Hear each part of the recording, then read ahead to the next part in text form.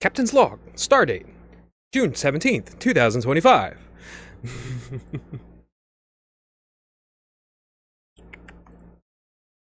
I think the real problem has always been depersonalization and psychic fracturing, as in fracturing of the psyche, not schizophrenia.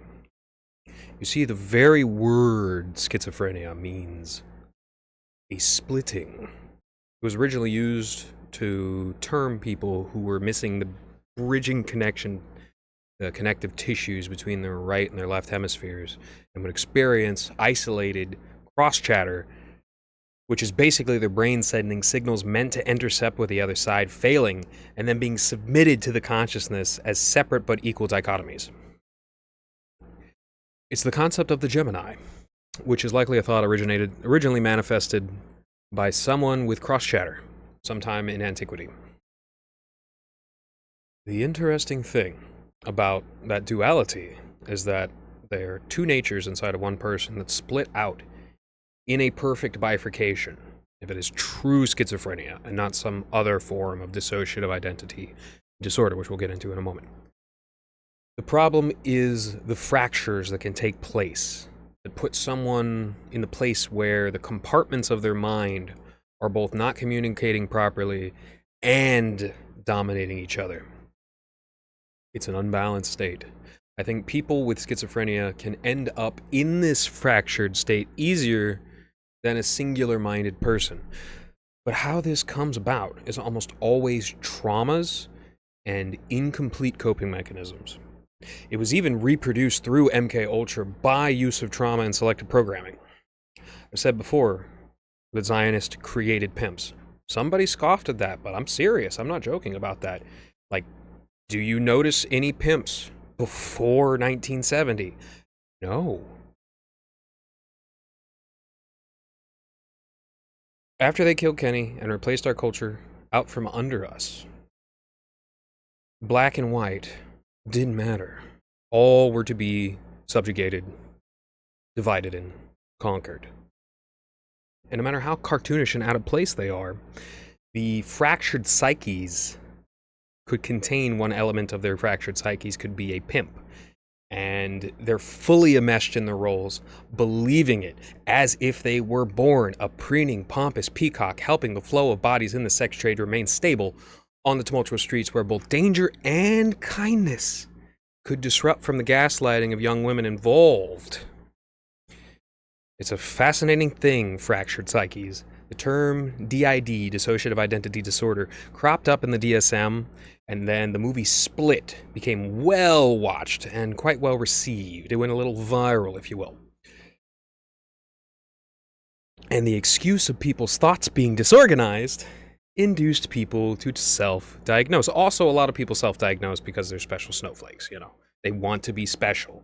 And there's a Norwegian term the Benzo Samurai recently taught me. I can't remember it because I don't know a lick of Scandinavian in general. Finnish. I actually know a little bit more Finnish than the true Scandinavian Germanic languages. Norway and Swedish are so foreign to me. Really, truly, like, I struggle very much with Icelandic. And Swedish, which is the the name for Swedish in German, is very alien to me personally. See, I don't have a lot of Scandinavian family, and I have very, very sparing Scandinavian friends. And in fact, a lot of Scandinavians never really got on board with mass migration into America, very likely because the Scandinavians were always very sparsely populated, you know? I wonder what the Scandinavian population is like up in, like Canada, though. I bet it's much higher than it is here, where our area where the Scandinavians would have migrated to ended up being WASP country, you know, which is solid blue these days. And it just goes to show, like, the weird Puritan burning people at the stake thing, which was exclusively an English thing. I can't find any chronic practice of burning people at the stake outside of English culture. As a big James the First / James the Sixth, James the Sixth of Scotland, James the First of United Kingdom, the King James of the King James Bible. That guy was big on burning people at the stake. The French burned, or excuse me, the English burned, the Normans burned, what was her name? It was that girl from Orleans. Mm, Um,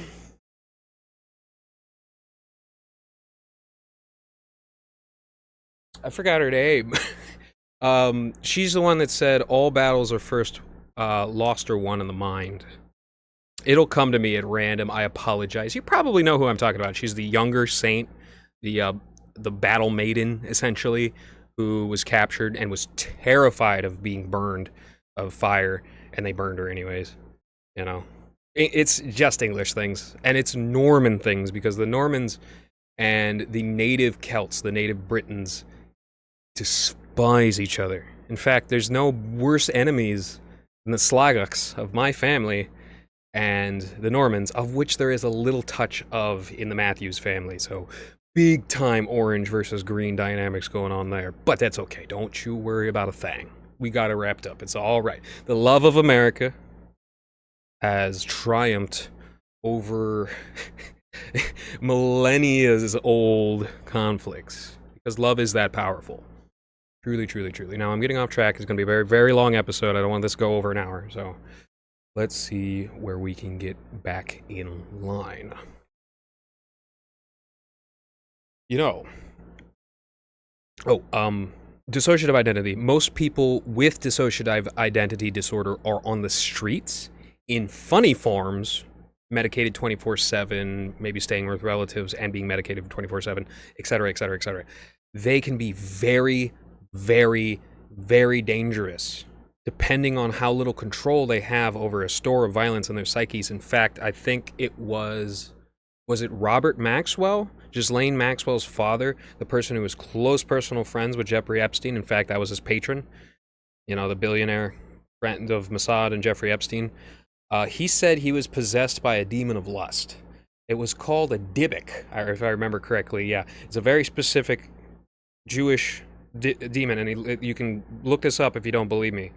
The guy responsible for funding the Epstein child sex trafficking ring that entrapped so many of our politicians believed that he was possessed by a Dybbuk of lust and domination and greed, I believe. I think it was more than just lust. I think it was like consumption. Yeah, that's his words from the horse's mouth, not mine, okay? Things get very, very weird when the secular atheist Jews with a lot of money and power are allowed to operate with impunity for decades and feel like they're untouchable. Now, eventually, he ended up getting killed. He was killed. He was killed at sea. He was buried at sea. And that's that, because he did think he was untouchable, and he was making people look bad. I still find it incredibly fascinating that Robert Barr was tutored as a kid by Jeffrey Epstein, who didn't know anything about math. That's the crazy thing. William Barr was directly responsible for the prison cell Epstein was located in. Isn't that crazy? So if you ask Sam Altman's Jewish AI, or if you ask the Pajit FBI director and his WAP buddy, they'll tell you a lie straight to your face, but you know, come on. You really do. And I don't need to be telling you, come on, because it's just like, come on, guys, like, stop trying to insult us. That's what I'm saying, you know.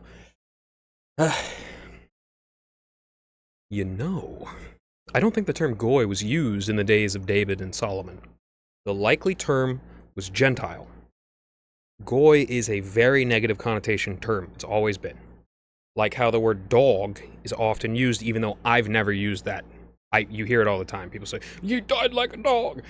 That's what do you mean? Like peacefully in the arms of his family? What does that mean?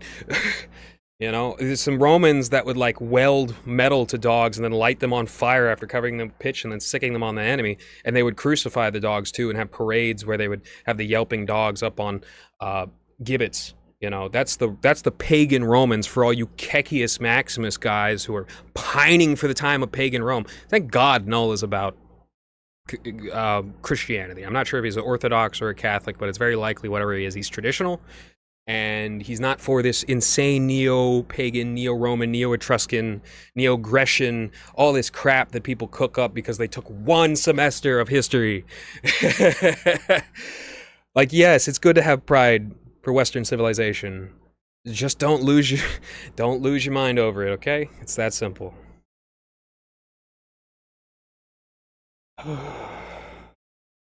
And it means lower life form. That's what the term goy means. And who exactly employs this term? Inbred, anemic, rheumatic, allergic, hysteric, resentful misers and fools. Those are the people that do this. And I will, at the end of this episode, I will read a very fascinating post on Kiwi Farms that is really good. Not only does it take like the boots on the ground arguments of today, it actually intersects it with old French philosophy, and it's really good. It's a really good post. If I was on the website, I had my true and honest monthly highlight for a day, I would have highlighted that post. But I'll read it later, for posterity. I found the Forsaken Wanderer thread, and I'd absolutely be down to talk to him. That sounds very, very fun and very, very fascinating. You know, and I know that he drinks a lot, so I wouldn't just, like, rush as fast as possible and, like, deliberately ignore if I'm talking too fast and he's trying to keep up with the things that I'm rambling out because he's on alcohol. You know, alcohol slows you down. It's a depressant. It's a depressant by category. And so I would try my best to slow down a little bit because I do think he's actually I actually do think he's relatively intelligent. For, like, this is the thing, is like, autistic does not mean dumb. It really doesn't. I really do think that he has potential. It's just he drinks a bunch, and that's a big problem. And I really do hope he quits that, but I would love to talk to him. Sounds like a lot of fun. I feel like we'd have really good conversations, dialogues back and forth. I'm way down if we can manage that sometime. I'm always finding fun little ways of detecting people's races at a glance. And one I've been focusing on, one little thought, is mustaches. You see, Celts have a very steep angle to their mustache. You can see, very steep, very steep. In fact, some of the pure Celts have mustaches that are so steep they almost cover their lips. You actually see this in some Slavic populations, but a lot of Slavs have very high haplogroup representation of Celtic people, R1bs.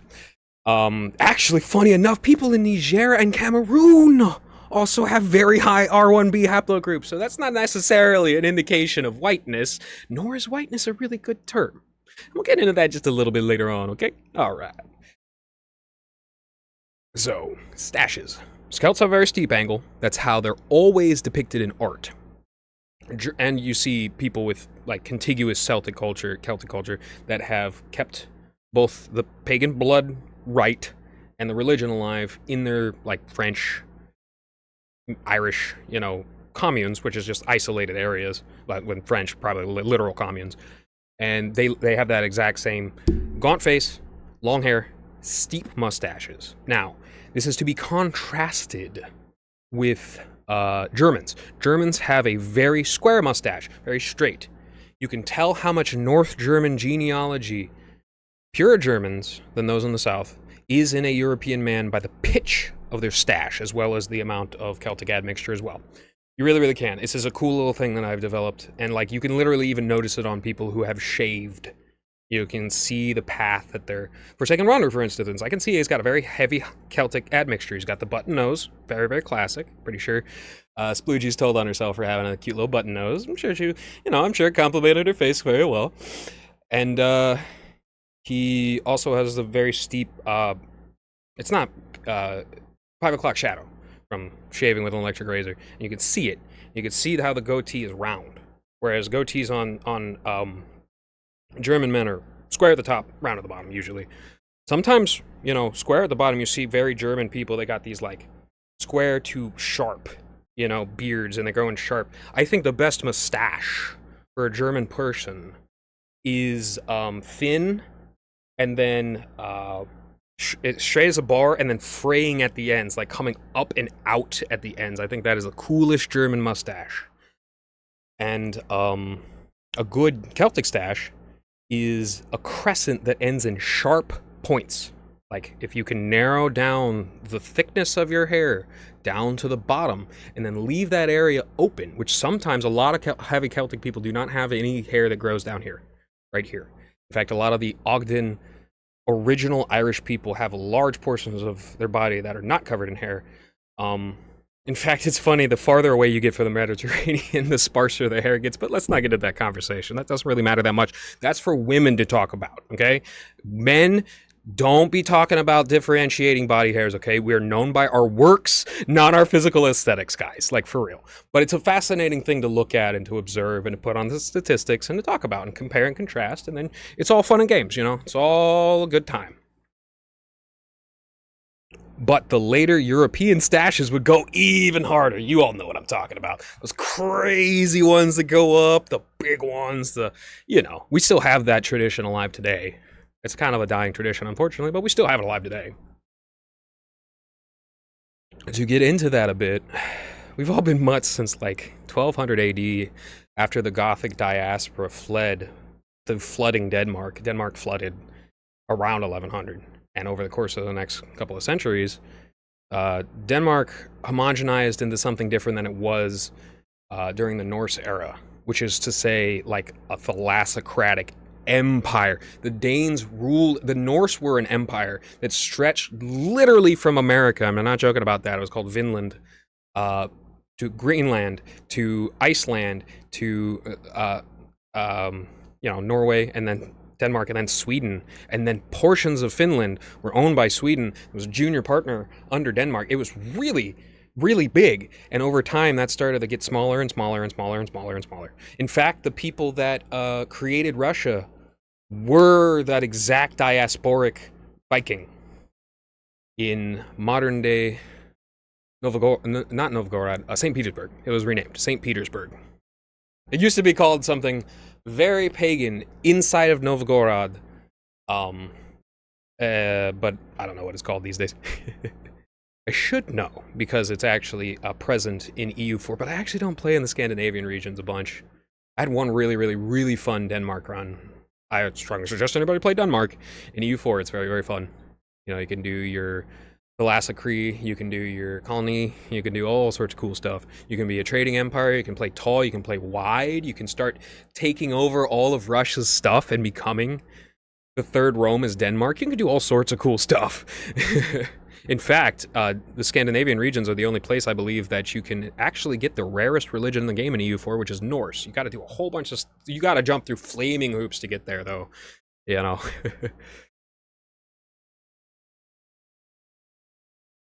After Denmark, funny enough, it was used as a central intelligence hub for early Jewish cultural enrichment. We've talked about that already, so I don't need to remind you, but it literally was like a staging, launching ground for Jewish diplomacy that would end up subverting various nations. Now, Ireland would reject it, becoming like a center of European culture, legitimately. And there's lots of books, the Book of Kells, other books. There are manuscripts that are lost.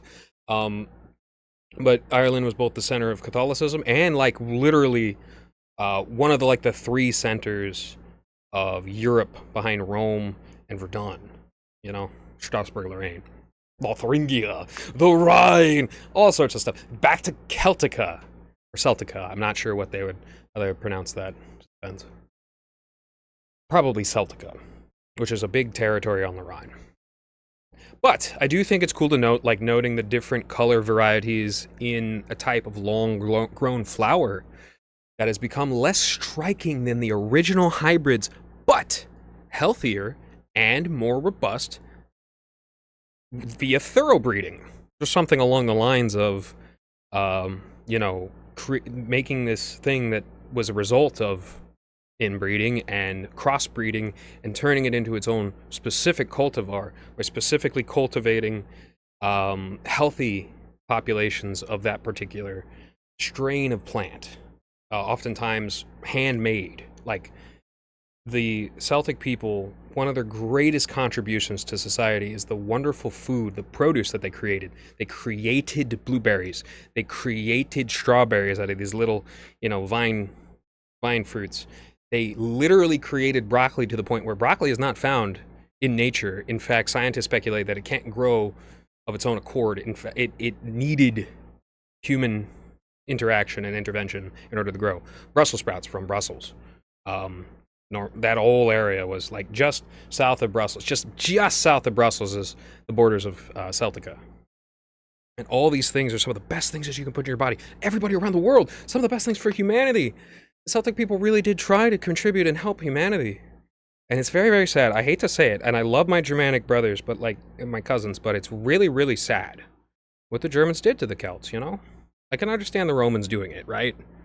I can understand. Because they're kind of a different culture. Even though the Etruscans were a Celtic people that heavily influenced the formation of Rome when it combined with the Illyrian Greco-Roman culture coming over from the east. Very important, but at the same time, I kind of get it. I understand it. In fact, they even borrowed the Celtic god of the horse, Epona, so they very likely got horses from the Celts coming out of Eurasia first. The first people to get westward, the most westward into Eurasia. Now, see, the Basque people of Navarra, they used to be the Aquitani. The Aquitani used to be the native people of southern France and northern Spain. And then there was the Iberians. Later, you had Celt-Iberians, and you had the Punic Wars, which pushed them up and out, and a lot of the Celt-Iberians moved to Ireland. I believe it's called the Black Irish, or shorter, darker Irish people, but are still welcome. And in fact, it's in many Irish songs that many of our brothers have come from lands beyond the waves, but they're welcome here as long as they fight for the flag of freedom. That's that simple. So, I guarantee you, this is the way things are, right? Once there was a race of hybrid Indians and nomadic tribes called Indo-Europeans. Out of this, a tree with many branches evolves as it moves from a loose collective of technology to various regions and specializes to what they bring and find and develop there. And what binds best to the ground, they come to occupy, which turns into their new produce. Then the races of pagan were born. The races of pagan were born in that moment, when the settling of the nomadic wagoneering people of the Indo-Europeans commenced. And just like the ancient Hebrews, this race considered itself inseparable from the pantheon. No joke. The Greeks, the Romans, the Hittites, and the pagans all had the same gods with different names, all cognate from their Indo-European roots.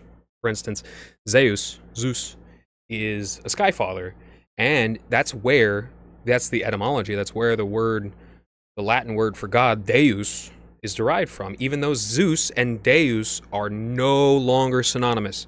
They used to be. They are no longer synonymous. So don't get it twisted. The European didn't exist at this time. So as I said, the pagans were just being manifested. Only the Indo-European diaspora at this point. If you can figure out, so pagan is the word like interchangeable, synonymous with Zionist, Jewish, Zionist, European, pagan. You know, you got some stuff going on. Indo-European, pagan. You got some stuff going on there. So there is actual literal parallels to like the times, and there could be parallels to like, you know, why Celtic people have clown noses, but don't have that steep arc at the very, very top. That could have come later in the Hebrew, whereas split apart. People's once together as a big culture split apart way ago because the Semitic people are not Indo-European. The Arab people and the Jewish people are not Indo-European. They're not. Like, yeah, Alexander the Great was a blonde-haired, blue-eyed proto-Slav who extended his cultural borders deep into Asia. The way he could so easily do that and inspire the Turk to wake up out of their cave and travel west. Also an Indo-European, by the way, technically Aryans who just settled in the West Aryan region of northwestern Pakistan early.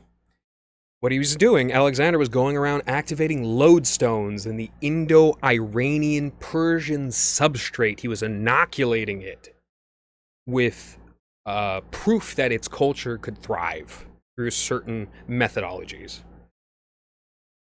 He didn't do it with Agarth and Vril. He just honestly lived his culture, like King David. And other cultures were like, real recognize real, you know? So simple. The Iranians are a Caucasian people. Not like that term really matters much, since we're focusing specifically on what a European is, and a Caucasian is actually someone living on the peripheral borders of Eastern Europe proper. So after the blood cults of paganism clashed with the laws of monotheism handed down generation after generation from Moses, which was a special, like, core contingent. It was a jewel inside of the chest of the 12 tribes. So a lot of the 12 tribes, especially the 10 northern ones, were practicing very, very bad polytheistic faiths, some of which carry cognizance with Cananism, Baal worship, and El worship. Maybe a little bit of Isis veneration too. Is, Ra, the sun god, El, I don't know. But it was the tribe of Judah. The tribe of Benjamin, unfortunately, got miscegenated. That was the other tribe that miscegenated is not a term that I respect, but it's a term that Jewish people use, and I'm just describing their culture with their terms. So the tribe of Judah was the only one left. That's the tribe that Jesus came out of. So that's where the term Jews came from. And if you're a Zionist, you have to revoke the laws of Moses. You cannot follow the Torah, which is why so many Zionists just murder with impunity, offensively, etc., etc. And that's what Alexander did everywhere. That's why Alexandrias are everywhere. And yeah. So we're specifically focusing on what European is, right? So these laws, which Zionists actively renounce, are the result. The result would be a total Christian victory under Emperor Theodosius. So the concept of the European was born at that moment. It really, truly was. It was born at that moment. Not everybody in Europe was a European at that moment. You see, we'll get in that. No longer pinned to Celtic, Germanic, Slavic, Italian, or Iberian paganism, but a universal religion contained within the borders of two empires. The Western Roman Empire, now known as the region of Western Europe, literally divided along the borders of the previous empire, and the East, now dubbed Eastern Europe. Before Germanic and Celtic migration patterns, they look like bands of clouds in the sky, overlapping each other and bleeding into one another. Germans were in Burgundy over in France. Celts were in Salzburg, to the south of Austria, which is actually where the Celtic people originally came from. Why they're called Celts is because of the massive, massive salt deposits that they found in Hallstatt, Salzburg, modern-day Austria, southeastern Austria, and this gigantic salt depot became the basis, the foundation of their early trading empire. They were actually very, very savvy businessmen, and were 6'2" on average, which was gigantic compared to the average person of the time.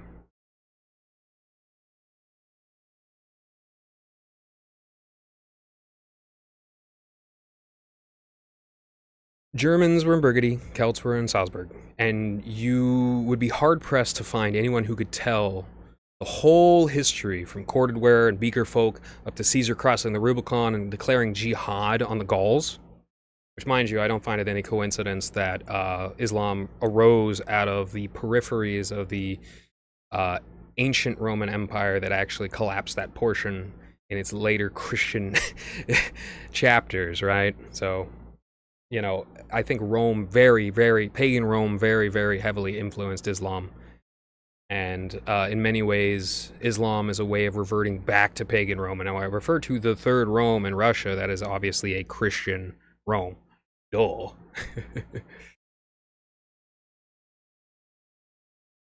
But after the fall of Rome to the Lombards, men who had bigger, longer, and more jagged noses than any Jew, I swear, the Lombards had big old triangles sticking out the side of sticking off their face. I'm talking like this big with a huge ridge up top that was sharp. Like the Germans always have a sharp, steeple to their upper nose bridge, whereas the Celts are like somebody pressed them in, and then they smooth out to the front. The Germans have like a very triangular nose, usually sharp. The Lombards had these gigantic beaks that were very, aquiline. Extremely aquiline, even more aquiline than like a lot of the early American aquiline nose havers.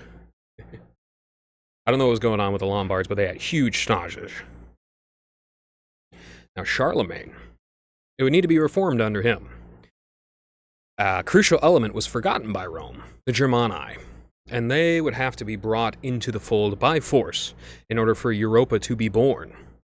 But afterwards, you could not point to a Germany, you could not point to a Celtica, a land that used to exist in the modern-day Rhineland. Ergo, there was not a German, nor a true Celt, nor a true Scotsman.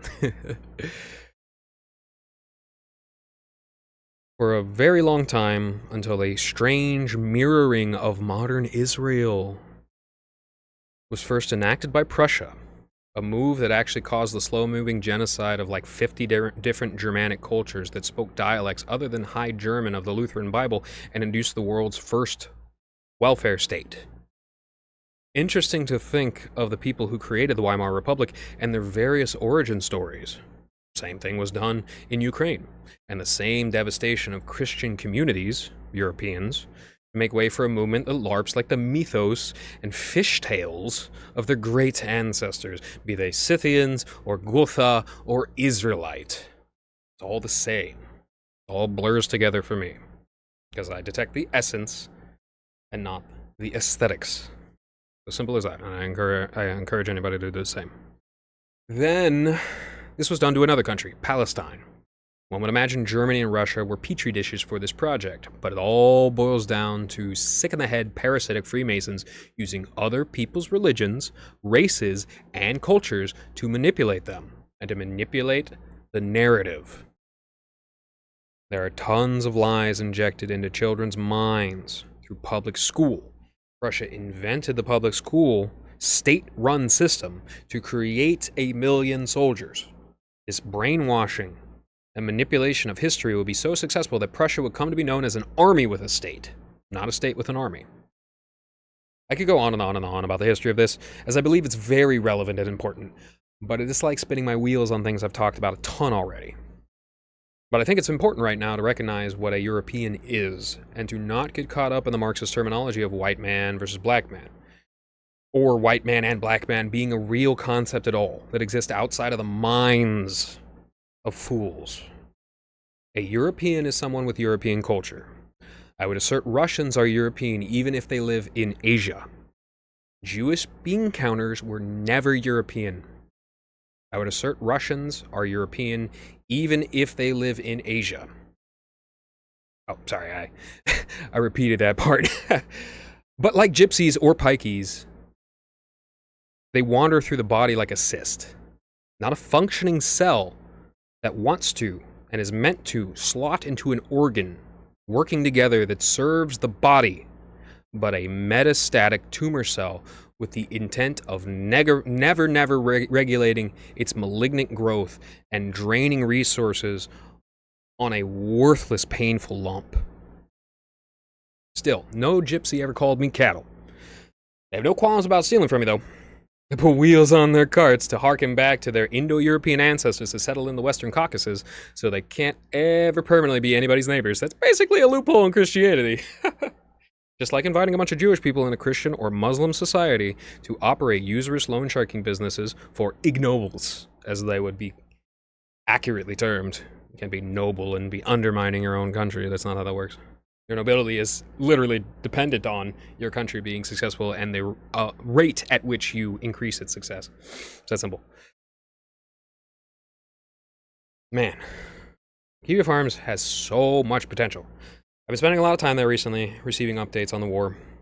It's kind of hard given diasporic Zionists operating under Netanyahu's orders to totally minimize perceived damage to Israel, because it would make him look bad.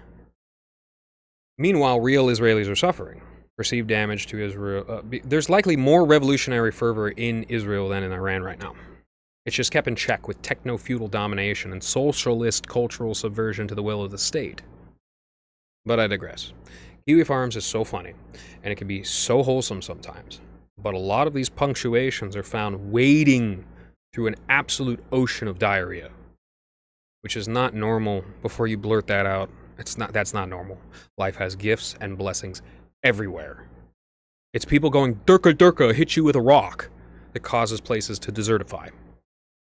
So I do believe, as in anything, accessibility to the good could be streamlined and negative features could be pruned. You know, I freaking stumbled on a tier list Sicko Hunter made ranking chat members, and he put me at the very top. What the heck? And I called him a soy boy Redditron. Open mouth, insert foot. And you know, that's always been how things are. That's how things go. Whenever I'm mean, I always end up suffering more than the little bit of dopamine I get out of it in the moment. Always. That's the stark reality. I think reality is just like that. I don't think that's exclusively a me thing. I think everybody would benefit the store of their knowledge if they prune smugness and assumption while watering the seeds of love and compassion so that they might grow a garden of connection and joy. Know what I'm saying? You learn a lot by sitting back and patiently watching. You form aura by conserving your yapping as much as you can, until the words simply must spring from your lips, and by then they've been refined to a treasure, and they will be well received. But only if the effort is there. But for real, may God have mercy on all the souls of those wanton fools that view Netanyahu as a leader and a role model. Oh. Can't think of a worse fate. Because the fate on the soul is far, far worse, and I'm seeing some evil behavior. Today will be a big day. If we're not actively bombing Iran by the end of today, I'm pretty sure Trump is just going to let Israel fight it out until Benjamin Netanyahu is willing to submit to some form of a deal. Well, let's read this, shall we? So you got Uncle Buck. He's been there since July 7th, 2015. So like a year and a half after the website started. He's been there since the very beginning. And there's some sage... You see, why I say a lot of the worst members are the older members is because I actually know what the original culture of the website looked like, and that's all I'll say about that, okay? There's lots of good people, especially through the strainer of time, that are oldies and goldies on the side. There are also some people that abuse their seniority to the detriment of the website, its usability, and the people on it. But until they're stopped, that's the will of the website. That's the lay of the land. So, Uncle Buck says, thank you at Catch the Rainbow, guy I've been talking about a lot, for offering that... Oh, by the way, I said he lives in Israel. He doesn't live in Israel. He doesn't live in Israel. He's doing this all for free. He does it for free. Thank you, Catch the Rainbow, for quoting. Thank you, Catch the Rainbow, for offering that quote, which perfectly encapsulates the thinking of the supremacist Zionist Jew/Israeli. Now, quoting Catch the Rainbow. Every time I quote Catch the Rainbow, I'll say quote, unquote, and then I'll go back to Uncle Buck, okay? Quote, the anti-Semite has no illusions about what he is. He considers himself an average man, modestly average, basically mediocre. There is no example of an anti-Semite claiming individual superiority over the Jews, unquote. Note, the basic false supremacist pretense.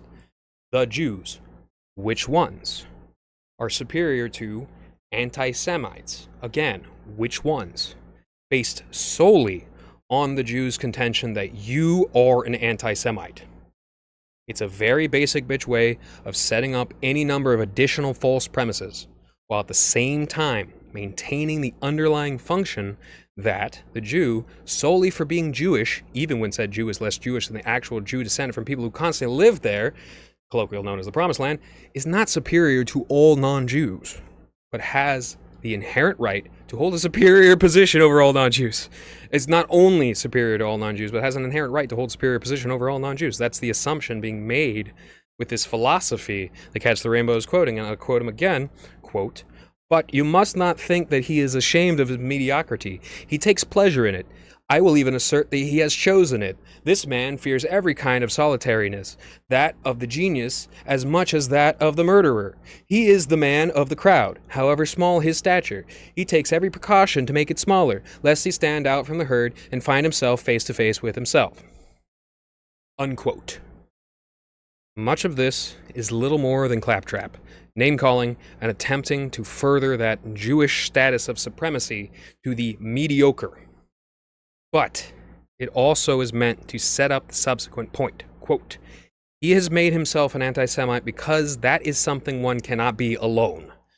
The phrase, I hate the Jews, is one that is uttered in chorus. In pronouncing it, which would be we if it was, in pronouncing it, one attaches himself to a tradition and community, the tradition and community of the mediocre. Unquote.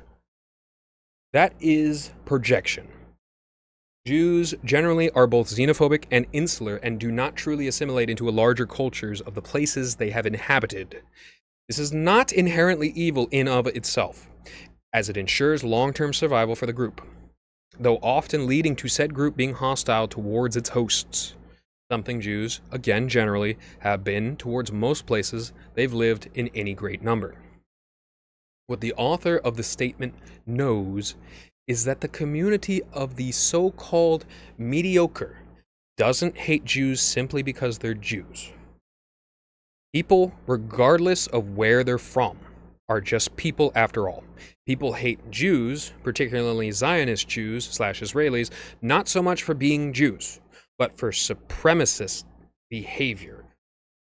Being supremacists who, like the author and like the Jewish / apologist contingent inside of this thread, the Israel-Iran thread, consider themselves superior to the mediocre simply for being Jewish, of which I've seen many instances, like, you're going to fight for us and you're also a parasite. You know, they'll say that to veterans, and that's just for disagreeing with them. They don't care who you are or what you've done. They just care what you intend to do for them. In fact, I think the phrase, what have you done for me lately, is probably the catchphrase of the Zionists, which is a good political message, but what have you done for my culture? What have you done for my country? What have you done for my nation? What have you done for our empire recently? That's a better one. So, to continue. In short, this really is nothing but cope by a person who has nothing other to say about themselves than, I'm Jewish, with the idea that that label in and of itself makes them superior. Quote, we must remember that a man is not necessarily humble or even modest because he has consented to mediocrity. On the contrary, there is a passionate pride amongst the mediocre, and anti-Semitism is an attempt to give value to mediocrity as such, to create an elite of the ordinary. As above, so below, Mr. Kabbalah. Unquote. Now, you really get into the projection. The Jew is not special or superior simply because he is Jewish, but he has been told many lies over his existence such that he truly and honestly believes he is superior. More because the anti-Semite is inferior to him. Really, you can just substitute each instance of the term mediocre here with inferior, because it's what the author is truly saying, while imagining he's so clever that he's not really saying it. He assigns to those he considers inferior those traits which tend to define Jews, specifically very much given to groupthink and very much a follower of the crowd waving the Israeli flag proudly, and thus excusing every atrocity committed by soldiers, waving it as justifiable because they must defend themselves from anti-Semitism, i.e. the throngs of mediocre non-Jews they imagine they are superior to. Quote, to the anti-Semite, intelligence is Jewish. He can thus disdain it in all tranquility, like all other virtues which the Jew possesses. Unquote. Again, the supremacist mindset isn't even thinly veiled. Intelligence is Jewish. Therefore, those who are not Jewish are inherently unintelligent. You'd be forgiven for thinking that this was a quote out of Mein Kampf or something. Quote, thus, I would call anti-Semitism a poor man's snobbery. Unquote. The supremacist Zionist Jew is, of course, blind to the snobbery of his own undeserved supremacism. Quote, and, in fact, it would appear that the rich, for the most part, exploit this passion for their own uses, unquote, but can't help also being a victim of the rich. The struggle truly is real. Quote, we have seen that the anti-Semite understands nothing about modern society. He would be incapable of conceiving a constructive plan. His actions cannot reach the level of the methodical. It remains on the grounds of passion. Unquote. In short, it doesn't matter that other people live on this land. We think it belongs to us because a long time ago, God gave this land to our people. You don't know anything about building a modern society anyways, so just move along now and let us move on in. Oh, what's that? You aren't keen on giving up to us what is our birthright? Okay, we'll simply annihilate you. It's okay. We do have the right to defend ourselves from your mediocre existence. The inherent archetype of Bill Mayer coming out there. Quote, his intellectual activity is confined to interpretation. He seeks in historical events the signs of the presence of an evil power. Out of this spring those childish and elaborate fabrications which give him his resemblance to the extreme paranoiacs. Unquote. Thanks, Freud. Love it. Love to hear it. Actually, this is Sartre, but this is perhaps an attempt to separate Jewishness, for lack of a better term, from the spiritualism of Judaism. It's hard to fathom the degree of mental disease or defect necessary to will the idea of secular Judaism into existence, or separate the foundational supremacism of Jewishness as proposed by this author from the idea of Jews. That is the modern inbred Eurotrash Jew that makes up the majority of the government of the State of Israel. Are anything less than the chosen of lore, or at least the beneficiaries of that status? Give me a break. Quote, in addition, anti-Semitism channels extraordinary evolutionary drives towards the destruction of certain men, not institutions, unquote. You might have noticed that earlier I referred to the State of Israel as an idol. This could also be said of Jewishness itself for many, many Jews, and for Zionists as well. Jew and Zionist aren't equivocal terms. After all, both Zionist and non-Zionist Jews see collective Judaism as more important than any single individual. It's true that non-Jews tend, far more than Jews it seems, at least the author of this passage, to view people as individuals rather than ethnicities, or religions, or etc. The Jew worships Jewish supremacy, which might explain why the inbred Eurotrash Jews of the State of Israel so hate the Haredi, and among others, the anti-Zionist Iranian Jewish community. An attack on the State of Israel, even criticism of it, is an attack on Jewishness, as interpreted by the inbred Eurotrash Jewish citizens of Israel. The most important aspect of which is that misguided supremacist belief that all non-Jews are inferior people. Quite silly. Once again, free will is a very, very important philosophical realization. But that explains why they can tell you with a straight face that they're defending themselves when they are currently invading two sovereign nations, committing an example of ethnic cleansing more obscene than anything that occurred during the former Yugoslavia or South Africa campaigns. Militarily oppressing a region they lost in a conflict they initiated, and having just launched an unprovoked air attack on another sovereign nation. That is an excellent, excellent small essay. And Catch the Rainbow tries to get him, tries to needle him by saying, that wasn't me, that was Sartre. In fact, that wasn't even a Jewish guy. Doesn't matter if he's Jewish, he's still a Zionist. And if he's coming out of post-Jacobin Masonic France, are you kidding me? You're such an insult, man. Don't insult my intelligence like that, especially knowing now that you're a diasporic Zionist, bro. No. In fact, he even goes out of his way to specifically say the person who wrote this, not you, buddy, nor a Jew, but specifically referring to the substance at hand.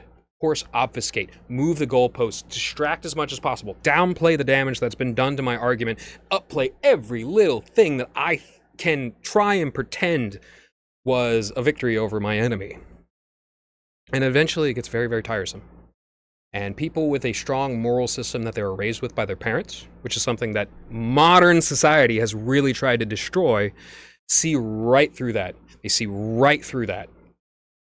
Right into the true intentions of such fantastical and hysterical ideations. All right, my friends. This was a fun episode. I love you all. Hope you stay safe. Pray for peace. Hopefully, peace will be achieved soon. I have the feeling that it's still possible. I have a strong feeling Trump still wants it, and it would be favorable in his legacy compared to war. So, pray for the president. Always sound of mind. Everybody have good. Cheers.